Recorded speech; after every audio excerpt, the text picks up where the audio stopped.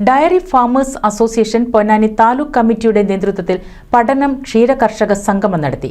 ചടങ്ങ് Vattamkulam panchayat president M A. Najeeb ഉദ്ഘാടനം ചെയ്തു.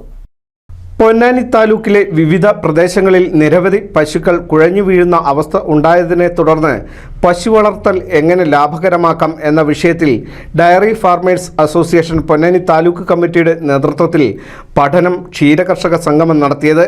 പരിപാടി വട്ടംകുളം പഞ്ചായത്ത് പ്രസിഡന്റ് എം.എ. നജീബ് ഉദ്ഘാടനം ചെയ്തു. DFA താലൂക്ക് പ്രസിഡന്റ് അനിയൻ തിരുമേനി അധ്യക്ഷത വഹിച്ചു. തവനൂർ KVKയിലെ ഡോക്ടർ ഇബ്രാഹിം കുട്ടി അസുഖങ്ങളില്ലാത്ത തൊഴുത്ത് ചെലവ് കുറഞ്ഞ തീറ്റക്രമം എന്ന വിഷയത്തിൽ ക്ലാസ് എടുത്തു. പിന്നെ 2 ദിവസം 3 ദിവസം കഴിഞ്ഞ് ആന്റിബയോട്ടിക് മാറ്റുമ്പോഴേക്കും ആകെ മുളക്കാൻ മുഴുവൻ ഇടുന്നു. പിന്നെ ഇപ്പോൾ തിരിച്ചു കിട്ടിയെന്ന് വരില്ല.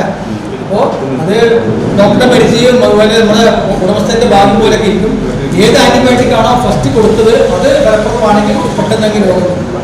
കാരണം മുലക്കാമ്പിനകത്ത് പാല് എന്ന് പറഞ്ഞാൽ രോഗാണുക്കൾക്ക് വളരാവുന്ന ഏറ്റവും നല്ലൊരു മീഡിയമാണ്. അണുക്കൾ കുറച്ച് കയറി കഴിഞ്ഞാൽ പെട്ടെന്ന് പെരുകും. അപ്പോൾ ആ പെരുകുന്ന സമയത്ത് ഉടനെ ആൻറ്റിബയോട്ടിക് തുടക്കത്തിലേ കിട്ടിയില്ലെങ്കിൽ 1 ദിവസം വൈകിയ അല്ലെങ്കിൽ 2 ദിവസം വൈകിയ ചില പക്ഷേ പിന്നീട് മാറാൻ പറ്റാത്ത അവസ്ഥ. അതുകൊണ്ട് അവിടെയൊക്കെ ലക്ഷണം കണ്ടാൽ നമ്മൾ ഇത്രയും പെട്ടെന്ന് ചികിത്സിപ്പിക്കുകയാണ് വേണ്ടത്. അത് ഡോക്ടർമാരൊക്കെ അവർ വളരെ ടെസ്റ്റ് ചെയ്യണം നിന്നാൽ ഒരു പക്ഷേ ഉടനെ ചികിത്സ നടക്കില്ല. സാധാരണഗതിയിൽ DFA സംസ്ഥാന സെക്രട്ടറി ഹസൻ നെല്ലിശ്ശേരി, പത്തിൽ അഷ്റഫ്, DFA ജില്ലാ ട്രഷറർ മുഹമ്മദ് കുട്ടി വട്ടംകുളം, ഖാസിൻ സഖാഫി, ഇബ്രാഹിം പെരുമുക്ക് തുടങ്ങിയവർ സംസാരിച്ചു. NCV news Edappal.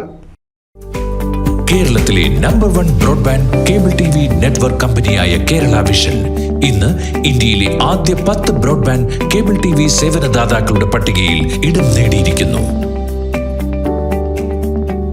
Vision success ആഘോഷിക്കാം ഈ അഭിമാന നേട്ടം.